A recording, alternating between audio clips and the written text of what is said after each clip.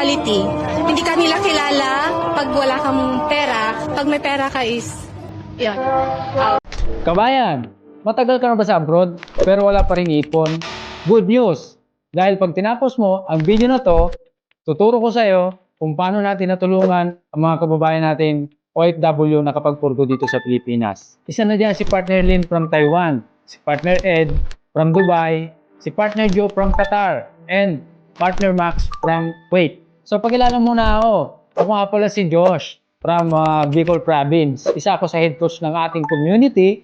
And may short message lang ako sa iyo, kabayan. Hindi habang buhay, hindi sa lahat ng oras, ikaw ay malakas dyan sa abroad sa pagiging OFW. Hindi sa lahat ng oras, ikaw ay OFW. Darating ang time, magre-retire ka din. So ngayon pa lang, maganda, planuhin mo na yung future mo. Paghandaan mo yung kinabukasan ng mga anak mo. Message mo na ako, kabayan, para mag-guide kita step by step at matulungan kita makapagpurgo dito sa Pilipinas. So, see you in my inbox and ingat ka palagi. God bless.